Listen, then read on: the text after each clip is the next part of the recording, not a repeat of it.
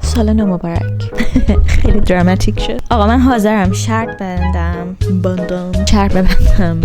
خیلیاتون، یعنی با تقریب خوبی میتونم بگم اگر روی این ویدیو کلیک کردین با احتمال خیلی زیاد تا حالا فکر نکردین که سال نو فقط لباس نو، عید دیدنی و مهمونی‌های رو اعصابش نیست و قراره برای خودمونم یکم وقت بذاریم. سال نو اومده، امروز دقیقاً اول فروردینه. من فکر کردم که الان بهترین وقته برای اینکه شروع کنیم یه سری تصمیم‌ها بگیریم برای سال جدید 1404. بعد آخر سال، مثلا اواخر اسفند یا سال آینده همین موقع بیاین گزارش بدیم ببینیم چقدر روز تصمیماتمون پایبند بودیم و پیشرفتمون چقدر بوده. بسیار کیف میده. من چند ساله که الان دارم این کار رو انجام میدم و هر موقع برمیگردم بهشون نگاه میکنم میبینم اون چیزایی که یه موقعی فقط ایده بودن و توی مواردی هم حتی دور از دسترس به نظر میرسیدن الان انجام شدن، سختیاشون پشت سر گذاشته شده و تقریبا میشه گفت یه بخشی از زندگی روزمره‌ام شدن. حالا یه جوری که شما بگی انگار خدا گفته سر سال که میشه یه لیست جدید مینویسم. بعضیا به خودشون ایمیل میکنن. اگر گزینه ایمیل برای شما کار میکنه خیلی خوبه. برای من خیلی کار نکرد حقیقتش، به خاطر اینکه من دوست دارم این لیست رو بنویسم بذارم جلوی چشمم، در طول سال هی بیام بهش نگاه بکنم ببینم چی کار باید انجام بدم، یه تغییراتی توش بدم. واسه همین برای من کار نمیکنه.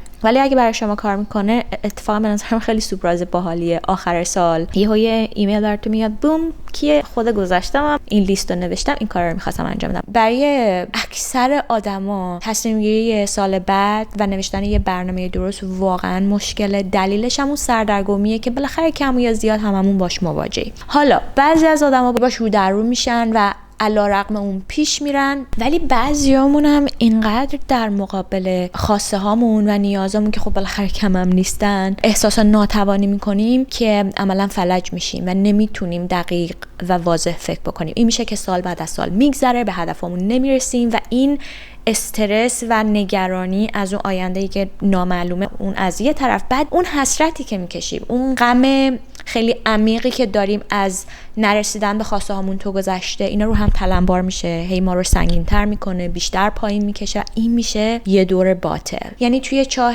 نرسیدنا و حسای منفی میافتیم، قدرت تحرکمون رو از دست میدیم، سال بعد چاه عمیق‌تر میشه، باز ما فلج میشیم، کاری نمیکنیم و نهایتاً توی این چرخه به آدمای ناراحت، بی‌حوصله، کلافه و تلخ و افسرده تبدیل میشیم و یه جایی هم به خودمون میاییم میبینیم که چقدر زمانو بیهوده تلف کردیم و اگر همین یه سال پیش کاری انجام داده بودیم الان چقدر جلوتر بودیم. فکر میکنم این دغدغه خیلیامون باشه. واسه همین من گفتم که به 4 تا مورد در زمینه تصمیم گرفتن برای یه سال جدید صحبت بکنم. اول اینکه تصمیم گیری سال نو چیه، اصلا چرا اهمیت داره، چرا راجبش حرف بزنیم. دومی که چطور شروع بکنیم و چه کارایی رو توی لیستمون بیاریم. سومی که چرا تصمیم میگیریم ولی روش نمیمونیم که فکر میکنم از 2 تای قبلی حتی خیلی هم مهمتره. و چهارمی که هیچ فایده‌ای نداره اگه همه کارهای قبلو بکنیم ولی به این یکی رسیدگی نکنیم. اونم این که چیکار کنیم که روی تصمیماتمون بمونیم.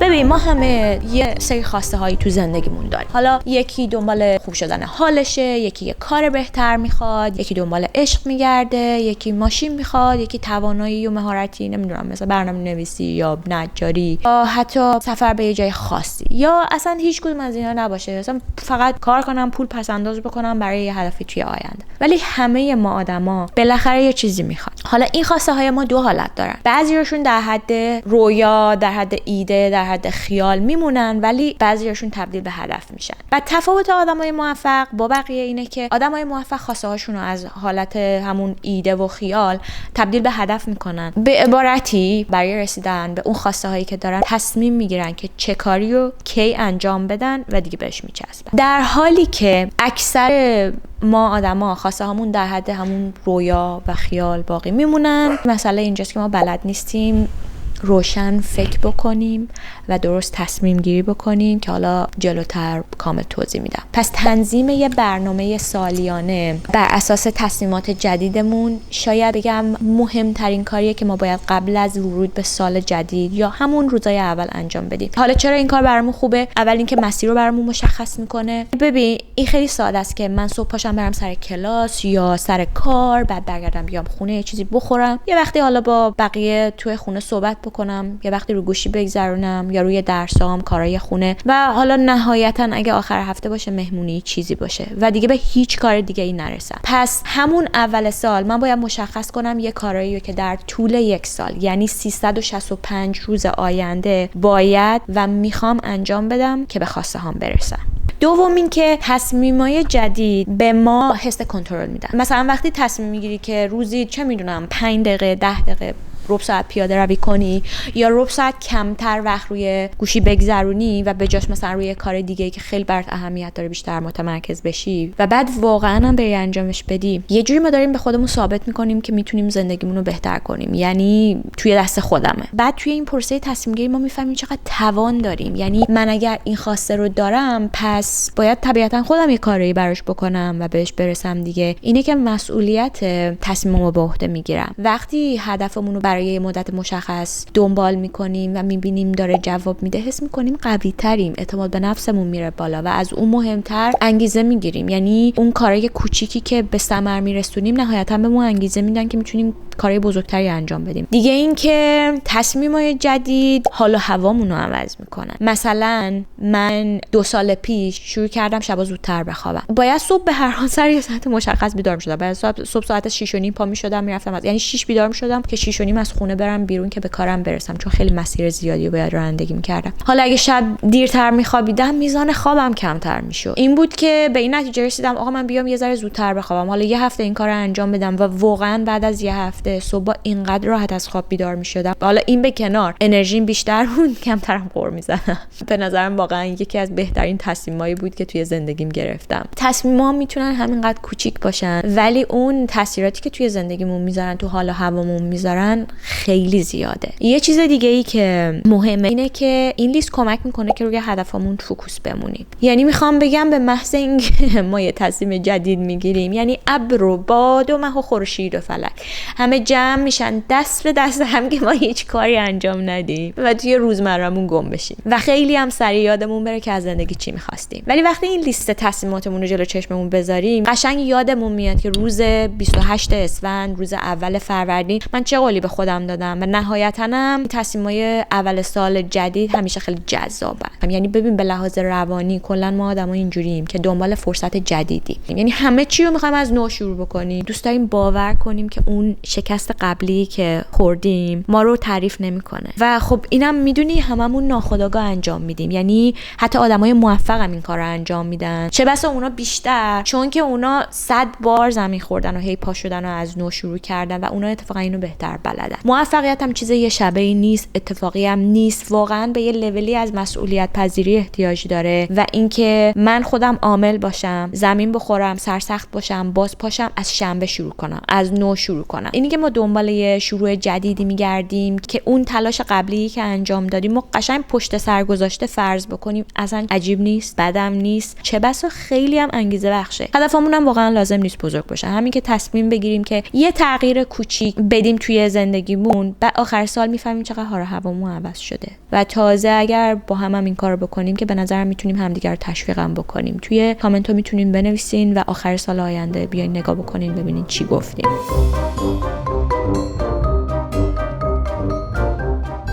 خب حالا احتمالاً میپرسین که خب من خیلی چیزا میخوام، یعنی واقعا میشه توی یه سال بهشون برسم؟ جواب این هست که خیر عزیزم، رو تو کم کن، دیر اومدی نخواست برو شوخی کنم. ولی نهایتاً ما برای اینکه بدونیم چی برامون خوبه، چی برامون خوب نیست، چی نیاز داریم، باید یه چند تا سوال از خودمون بپرسیم که قشنگ ذهنمون تمیز و روشن باشه. چرا؟ چون من اول باید واضح بدونم از سال پیش رو چه انتظاری دارم، میخوام چه شکلی باشه، چی میخوام و چرا میخوام، که بعد بر اساس اون اول خوب و بدشو، درست و غلطشو، شدنی و نشدنیشو مشخص بکنم، بعد ضرورتشو و نهایتا هم زمان براش در نظر بگیرم که بتونم پیش برم بر اساس اینا. ببین من اگر ندانم چی میخوام، اصلا چه تصمیمی بگیرم، بر اساس چی تصمیم بگیرم که حالا بخوام روش بمونم یا نمونم. پس باید بیام یه لیست بنویسم از تمام چیزایی که میخوام، چیزایی که واقعا میخوام. یه قلم و کاغذ همین الان بردارین بیارین، یادداشت بکنین، یا اگر میخواین اول گوش بدین بعد میتونیم برگردین روی ویدیو و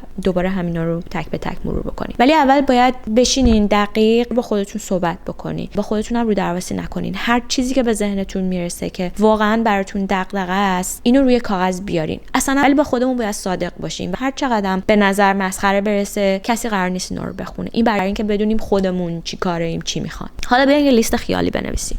من میخوام توی این لیست چند تا مورد رو بیارم که فکر میکنم شاید مثلا حالا خیلیا براشون دغدغه باشه. مثلا استقلال مالی، بعد ماشین، یه چه میدونم دوست دختر یا دوست پسر خوشتیپ، یا برم کلاس یه مهارتی رو یاد بگیرم، مثلا برنامه‌نویسی باشه، یا همین که اول کار گفتم مثلا نجاری باشه، یه چیزی که بعداً به کارم بیاد. یا مثلا میخوام توی سال جدید با دوستام یه مسافرت برم، مثلا میخوایم بریم با هم دیگه قشم، یا توی سال جدید میخوام دوست پیدا بکنم، یکی از دغدغه‌هام بوده. یا حتی مثلا میخوام به فلانی بگم که چقدرش لجم میگیره و میخوام هرگز در زندگیم نبینمش. اینم بالاخره میتونه یه هدف باشه. خب حالا که این لیست رو نوشتیم باید بیایم بریم فیلترش بکنیم، یعنی ببینید چی در طول یه سال شدنیه و چی نیست. به عنوان مثال، اولی و دومی خریدن یه خونه، مگر اینکه شما از قبل پس انداز کرده باشین، در طول یه سال چیز شدنی نیست برای هیچ کس، مگر اینکه میلیونر باشین یا بیلیونر. ولی این چیزی نیست که آدم مثلا الان تصویرش بگیره مثلا سال آینده انجامش بدن. یه چیزیه که نیاز به زمان داره. پس میتونه یه هدف کلی من باشه ولی بیام خوردش بکنم که من اگر میخوام خونه بخرم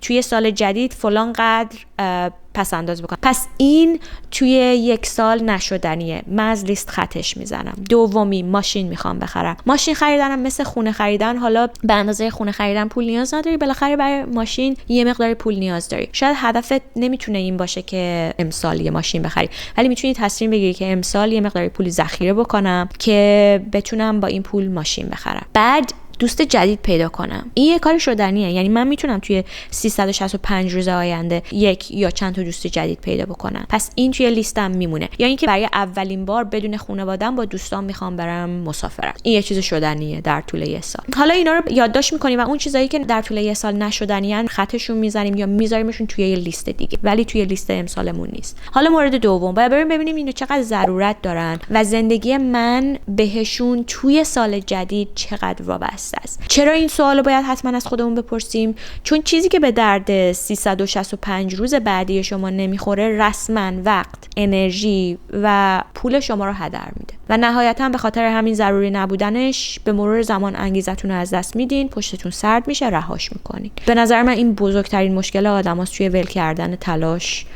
توی هر پروسه‌ای که هستن. باید بیایم ببینین که اینا چی به من اضافه میکنن، من برای چی اصلا اینا رو میخوام. مثلا بریم توی یه خونه بزرگتر که من برای خودم یه اتاق جدا داشته باشم، چون با خواهرم یا با هم اتاقی مدام دعوامون میشه، میخوام اتاقای جدا بگیریم. پس اینم به احتمال زیاد شدنیه و دلیلش چیه که میخوام انجامش بدم؟ چون بهم آرامش روان میده و توی رسیدن به خواسته های بعدیم کمکم میکنه. مورد بعدی، آیا من دلیل کافی برای اینکه این برنامه‌ای که چیدم و دنبال بکنم دارم یا نه؟ پس دلیل داشتنم خیلی مهمه. ببین یه وقتایی ما گیج میشیم و نمیدونیم واقعا تهش از زندگی چی میخوایم. اگر شما جزء اون دسته‌ای هستید که برای نوشتن لیستتون دچار مشکل شده، یعنی نمیدونین که اصلا چی میخواین، به نظرم یه ایده خیلی خوب اینه که من از خودم بپرسم که واقعا سال دیگه این موقع میخوام کجا ایستاده باشم، میخوام کجایی باشم که اگر بهش نرسیده باشم خیلی قصه دار میشم، خیلی کلافه میشم و به همه آدمایی که دارن اون کار خاصو میکنن یا اون جای خاص رسیدن حسودی میکنن. این خیلی تاثیر داره، چون حسودی مثل همه حسای آدم خیلی خیلی واقعیه، یه حس ریشه داره و حسای ما رو عمیق میکنه. یعنی اون حس غم، اون حس اندوه و توی ما خیلی قوی میکنه. برای همین خیلی میتونیم راحت ازش استفاده بکنیم. مثلا شما به این فکر میکنین که من واقعا حسودی میشه وقتی میبینم آدمای دیگه چند تا دوست دارن یا یه دوست صمیمی دارن با دوستاشون میرن بیرون. سال دیگه این موقع میخوام آدمی باشم که چند تا دوست داره و برنامه‌های زیادی با دوستاش تدارک میبینه. پس من میخوام توی سال جدید دوست پیدا بکنم. حالا نکتهش اینه که من گاهی وقتا خیلی چیزا میخوام، یعنی میخوام سال آینده خیلی کار انجام داده باشم و بعد گیج میشم، میگم که خب نه، یکی و 1 و 2 تا نیست، من چه میدونم 10 تا چیز هست که من میخوام تو سال آینده بهشون رسیدگی بکنم. ببین لیست ما از یه چیز بزرگ شروع شد، یعنی من 30 تا چیز میخوام، بعد از فیلتر اول ردش کردم، یعنی که ببینیم چقدر ضرورت داره برای من توی زندگی، یا آیا اصلا شدنی هست توی 365 روز که من این کارو انجام بدم یا نه. به احتمال زیاد 1/3 خط خورد. بعد از اون 20 تایی که مونده که شدنی نیست برای سال آینده، یا میبینیم کدومش ضروریه، دوباره 10 تا دیگه‌اش میره 10 تاش میمونه. بعد میام میبینم که واقعا کدوماش هستن که خیلی خیلی دلم میخواد تا سال آینده این موقع انجامش داده باشم. دوباره یه سریاش فیلتر میشه. ما هر یه باری که یکی از این سوالا رو از خودمون میپرسیم و عمیق میشیم و جستجو میکنیم درون خودمون که واقعا ببینیم چه خبره و چی نیاز داریم، یه سریای اینا از لیست ما خارج میشن، چون میخوایم به 3 یا نهایتاً 5 تا دونه تصمیم برسیم که در طول سال انجام بدیم که خیلی هم ذهنمون اوورلود نکنه. بهترین شیوهی که من برای فیلتر کردن این خواسته ها پیدا کردم اینه که من از خودم میپرسم اگر پارسال یه لیستی نوشته بودن الان دلم میخواست به چی رسیده باشم. گاهی وقتا ما واقعا باید تصور بکنیم که اگر من مثلا برمیگشتم به پارسال این موقع چه تصمیمی میگرفتم و الان امروزی که اینجا نشستم دوست داشتم چه چیزایی رو داشته باشم. چون ببین از هر کی بپرسی که این چیزی که میخوای و کی میخوای، میگه دیروز. حالا وقتی نمیدونی برای سال بعد چی میخوای، به این فکر کن که الان میخواستی چی میداشتی. مورد بعدی هم که خیلی مهمه اینه که من باید توان انجام اینو بر اساس داشته های امروزم داشته باشم. حالا اون داشته ها یا تواناییمه یا دانشمه یا داشته هامه. یعنی من اگر میخوام یه خونه برای خودم داشته باشم که مستقل زندگی بکنم، باید ببینم توانشو دارم یا نه. اگر من از تنهایی میترسم، پس حالا هر چقدرم که دلم بخواد این کارو انجام بدم، این گزینه خوبی برای من نیست. شاید بهتر باشه که یه تجدید نظری بکنم، مثلا حالا یا تو شرایط فعلیم بمونم یا چند تا دوست قابل اعتماد پیدا بکنم با هم دیگه این کارو انجام بدیم. یا نمیتونم بگم من سال آینده میخوام به عنوان مدیر ارشد شرکت فلان باشم. خب نمیشه، من دانششو ندارم، تجربهشو ندارم، پس اول باید برم تجربه و دانششو کسب بکنم. اینم خیلی مهمه، چون خیلی وقتا پیش میاد که وقتی میخوام یه لیستی بنویسیم خیلی توانایی خودمون رو به نظرم غلوف میکنیم یا اصلا در نظر نمیگیریم، مثلا یادمون میره که به همچین چیزایی هم فکر بکنیم. یا من دوست دارم با دوستام سفر برم، من اونقدی پول ندارم، هنوز جمع نکردم، پس بر اساس داشته های امروزم نیست، باید اول اون پولو جمع بکنم بعد این کارو انجام بدم. خب حالا احتمالاً اون لیستتون رو نوشتین، یه تعدادش هم حذف کردیم، حالا میریم مرور بکنیم ببینیم که با توجه به این چیزایی که قبلا گفتم چی رو میتونم به لیستم حالا اضافه بکنم. مثلا میخوام در زمینه رشتم تا سال آینده این موقع 30 تا مقاله خونده باشم. من هیچ موقع اهل کتاب خوندن نبودم، میخوام امسال 2 تا کتاب بخونم، یا ماهی یه دونه یا هر 3 ماهی یه دونه کتاب بخونم، یا میخوام شروع کنم ورزش کردن، حوصله‌ام نمیشه، میخوام از هفته یه روز شروع بکنم. ببین کل نکته ماجرا اینه که باید خوب بگردین تمام چیزایی که میخوایم و نداشتنشون حرص دنیا رو بهمون میدن پیدا بکنیم و اون چیزایی که واقعا کامتون رو تلخ میکنن اگر نداشته باشیم. اینی که باید با خودمون خیلی صریح باشیم و صادقانه همه خواسته هامون رو بیایم بررسی بکنیم و توی لیست بذاریم یا حذف بکنیم. چون یهو به خودت میای میبینی از یه لیست بلند غیر قابل دسترس یا غیر ضروری محدود شد به 2 تا چیز مهم، 3 تا تصمیم کوچیک ولی شدنی. یعنی تموم لیستت به هر جایی که رسید قلمتو بذار زمین، تبریک میگم به لیست تصمیمات سال جدیدت رسیدی.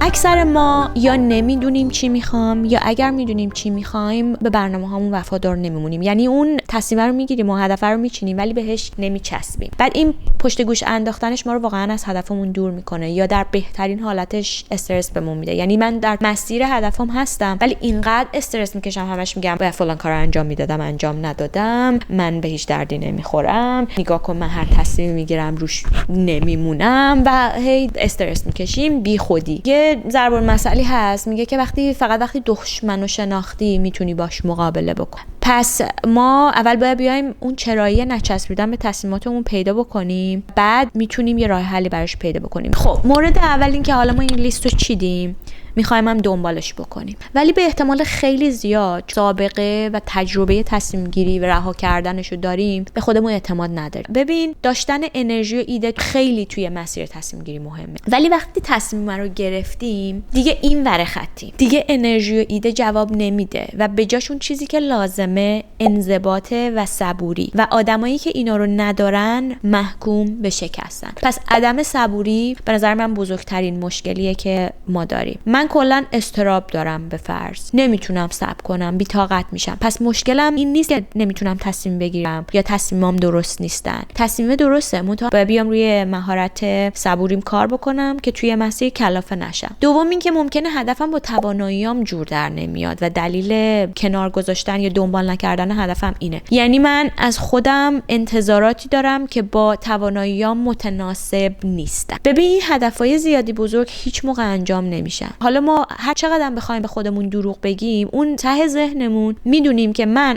ابزار مناسب برای انجام این تصمیماتمو ندارم. بیا یه مثال بزنیم. من میخوام یه میز بسازم. خب تا آخر ماه 4 هفته وقت دارم، پس مشکل وقت ندارم. اما بعد از 1 هفته رهاش میکنم. فکر میکنین چرا؟ دلیلش اینه که این تصمیم من بی اساس گرفته شده بوده. همین دلی. چون من بعد از چند روز میفهمم چسبی که دارم مناسب نیست، ارم کوچیکه، چوبا سنگینن نمیتونم بلندشون کنم، چوبا به اندازه کافی بلند نیستن، نمیدونم اول پایه‌شو بسازم یا رویشو بسازم بعد بذارم روش، نمیدونم خواب چوب از کدوم طرف چجوری ببرمشو، خلاصه از این قضايا. اینه که رهاش میکنم. نه که میز ساختن شدنی نباشه یا من از پسش بر نمیام یا 1 ماه زمان کمی باشه، هیچ کدوم. مشکل فقط اینه که من اون آگاهی و اون توانایی لازمو ندارم. من انتظار داشتم بتونم این تصمیمی که گرفتم رو عملی کنم، اما انتظارم از خودم بیشتر از اون چیزی بوده که واقعا باید باشه. پس اگر نمیتونین یه تصمیمی رو پیگیری بکنین و هی 4 قدم میرین جلو بعد رهاش میکنین، شاید به خاطر اینکه تصمیم زیادی بزرگه. واقعا مهم نیست که ما چقدر یه چیزی رو میخوایم. اگه براش آماده نیستیم، براش آماده نیستیم. پس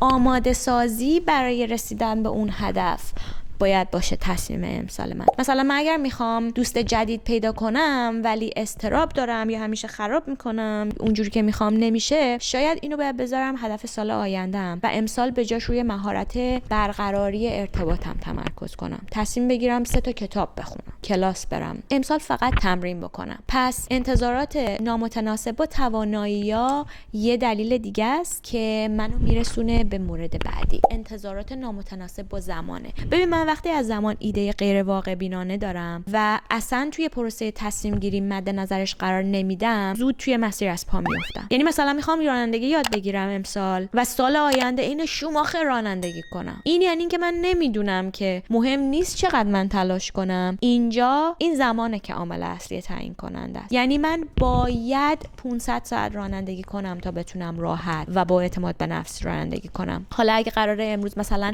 1 ساعت تمرین بکنم، این که بگی من امروز خیلی تمرین کردم اینجا معنی نداره. خیلی با تعداد ساعت تمرین ارتباط داره، نه با شدتش. اینه که اینجا فقط صبوری جواب میده. پس یادمون باشه به زمان نمیشه زور گفت. اگر زور بگیم نتیجهش این میشه که وسط راه رها میکنیم. زمانم با کسی شوخی نداره. مورد بعدی اینه که تصمیم که بر اساس نیاز امروز من نباشه آقا دووم نمیاره. چه بسا خیلی وقتا من وقتی میبینم زمان دارم، هی کار رو از امروز میندازم رو دوش فردا، پس فردا و غیره. اینه که سر سال یهو میشه میبینم هنوز توی همون خونه اولم. پس ببینید برای 365 روز آینده دنبال چی هستی. آخرین اشتباه هم در نظر نگرفتن انرژی که هر کاری واقعا نیاز داره. انگیزه رو باید موقع هدف گذاری سنجید، نه موقع پیاده سازی. وقتی داری تصمیم میگیری که یه کاری رو تا آخر سال انجام بدی، باید ببینی انرژی که اون کار نیاز داره رو داری. چون وقتی تصمیم گرفتی فلان کار رو باید انجام بدی، دیگه باید بچسبی بهش و بری دیگه چشم بسته انجامش بدی. چون اون زمانی که داشتی تصمیم گیری میکردی همه چیزو در نظر گرفتی. مثلا وقتی شما 10 ساعت در طول روز سر کاری جون نداری روزی 1 ساعت ورزش کنی، خب چرا به خودت میگی من میخوام ظرف 6 ماه 6 پکم بزنه بیرون؟ خب نمیشه. این میشه که بعد از 2 هفته رهاش میکنی. به جاش بگو من میخوام روزی 5 دقیقه ورزش بکنم، هر روزم ورزش بکنم، مدت زمانشو کم بذار. یا اینکه من میخوام 3 روز در هفته مثلا ورزش بکنم، بقیه موقعا رو وقت ندارم، انرژیشم ندارم. یه چیز شدنی که اولا جون تو ازت نگیره و دوما قابل پیگیری باشه. اگر غیر از این باشه به مرور زمان اعتمادت از خودت از دست میره. من وقتی 1000 بار تصمیم شکمی گرفتم و اون موردایی که حالا گفتم در نظر نگرفتم، هی تصمیم میگیرم، هی وسطش رها میکنم، هی تصمیم میگیرم، هی رها میکنم. نتیجتا هر موقع میخوام یه تصمیم واقعی و درست و مهم بگیرم، ته مغزم تو ضمیر ناخودآگاه یا حتی گاهی خودآگاه هم با خودم میگم برو بابا، تو هم که هر موقع فلان کارو گفتی انجام میدی، انجام ندادی. و میدونی بدترش چیه؟ اون موقع که دیگران هم به همین نتیجه میرسن، بعد این صداهای مزاحم زیاد میشن. صداهای مزاحم هم اصولا صداهای منفی هستن طبیعتا. خب باعث میشه تو هیچ کاری نکنی و اگرم انجامش دادی، چون به خودت اعتماد نداری، میگی که آره راست میگه، من که دیر یا زود این کارو میذارم کنار، پس بهتره همین الان کارو انجام ندم. این صحبت توی ناخودآگاه من زمانی اتفاق میفته که من به خودم اعتمادمو از دست میدم، حتی اگر تصمیمم واقعی و درستم باشه پیگیریش نمیکنم.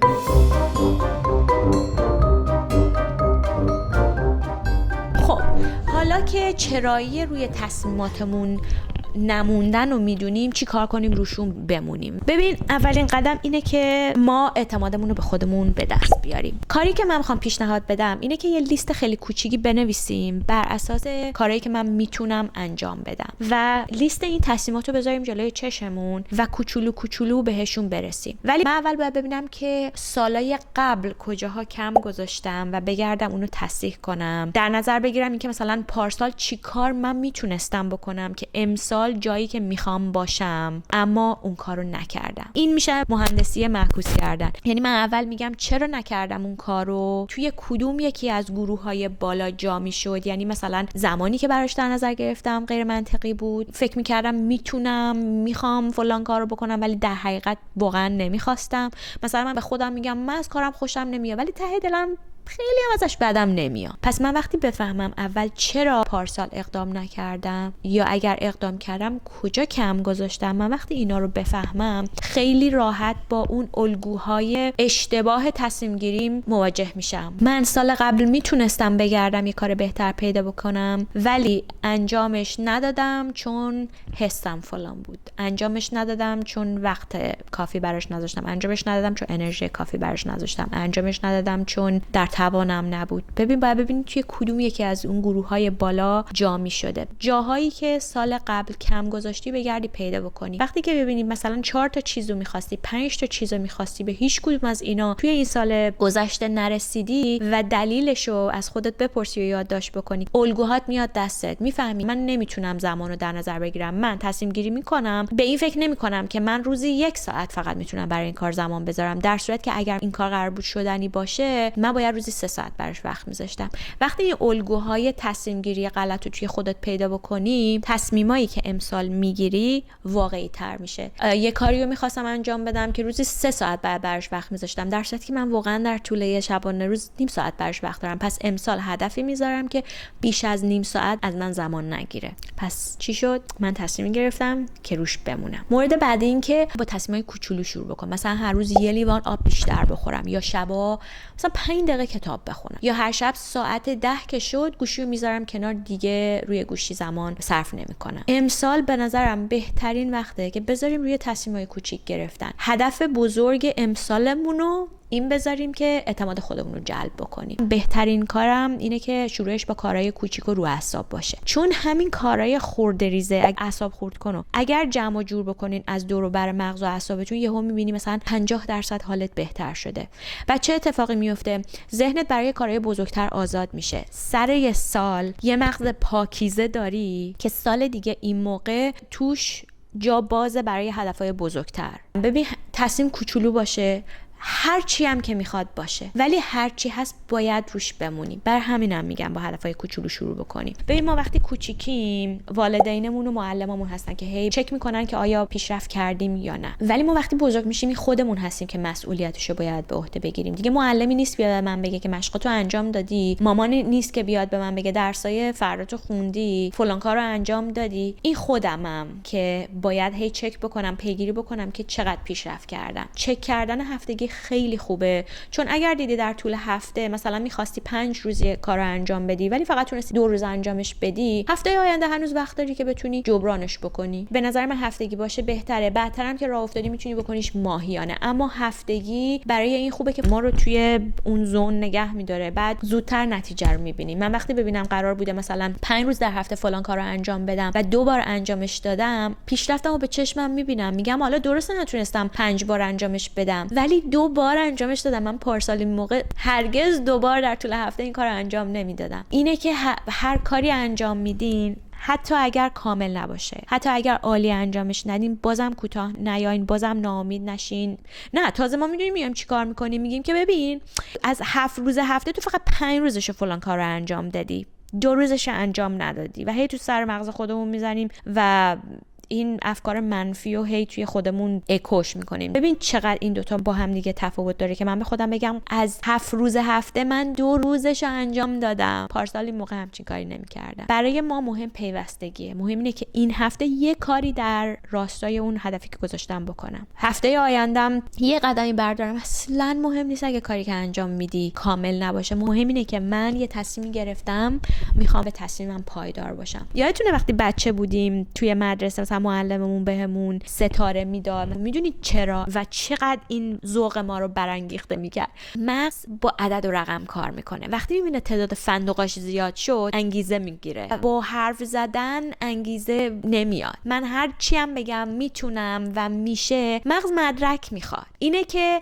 وقتی من یه کار کوچولویی انجام بدم، برای خود ستاره بزن، برای خود نقطه بذار، هر چیزی یه لیست بذار و هی به این لیست اضافه بکن. اینجوری هر تصمیمی که گرفتی و اولا به تیکه‌های کوچیک تقسیمش کردی و هفته انجامش دادی. دوم آروم و بی استرس پیش میری، چون هفتگی انجامش میدین. یهو نمیترسی که وای من امروز فلان کارو انجام ندادم پس دنیا به آخر رسیده. میگه خب این هفته نشد، هفته آینده. بعد داری به اساس تواناییات پیش میری. انرژی زیادی ازت نمیگیره. صبوریمون هم توی این مسیر بیشتر میشه و کم کم به اون کاری که داری انجام میدی عادت میکنی و خودت میبینی که نهایتا چقدر حس خوبی بهت میده. این میره توی ذهن به عنوان یه کار انجام شده. سال بعد تصمیم گرفتن راحت تر میشه، انجامش هم راحت تر میشه. ما کم کم یه کاری کردیم که از اون دور باطل و منفی افتادیم توی دور مثبت.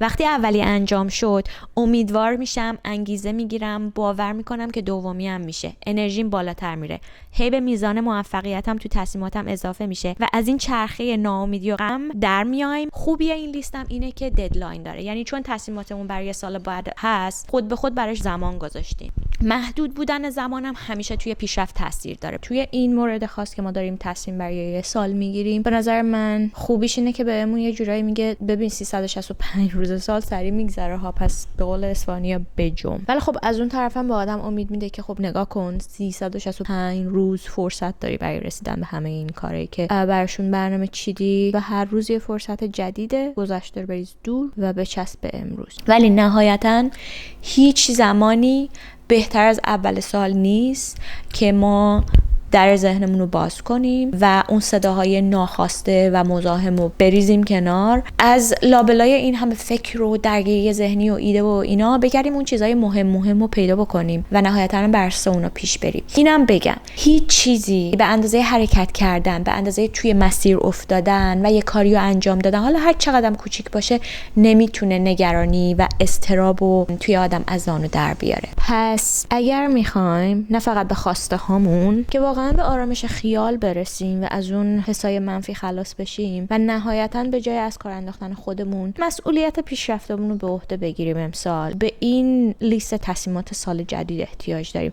و خب میدونید چی به جاش به دست میاریم؟ سال دیگه این موقع یه نفس راحت میکشیم که برای اولین بار برای رسیدن به آرامش خیالمون تلاش کردیم، اونم به صورت پیوسته و خب بابتش به خودمون افتخار کنیم. افتخار خیلی حالا رادیو تلویزیونی میشه، ولی منظورم اینه که بشمریم اون پیشرفتایی که کردیم و بابتشون خوشحال باشیم، بنویسیمشون یه جا، چون همین نهایتاً رو هم دیگه وقتی جمع میشه باعث میشه به خودمون اعتمادمون بیشتر بشه و هی تصمیماتمون رو بزرگتر و بزرگتر بگیریم. نهایتش هم به نظر من حتی اگه به این نتیجه برسید که هیچ تصمیمی نمیخواید بگیرید یا تصمیم بگیرید و روشون پایبند نباشید، بازم مهم نیست. اگر شده این لیست رو بنویسید فقط برای اینکه بفهمید از زندگیتون چی میخواید. بیشتر احساسات ما توی پس زمینه دارن خودشون نشون نشون میدن، یعنی توی ضمیر ناخودآگاه ما حرف زدن و نوشتن باعث میشه که اون فکر را از اون پشت مغز بیاد به جلوی مغز و ما ببینیم، دقیقاً بفهمیم چه ایده‌ای داریم.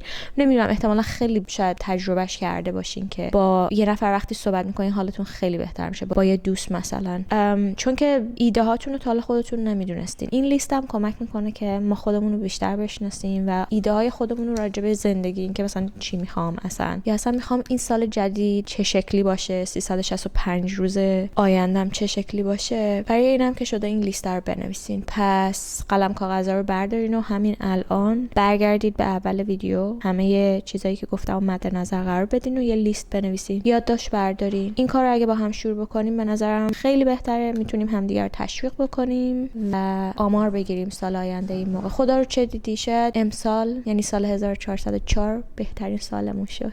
توی ویدیوی بعدی میبینمتون. خداحافظ.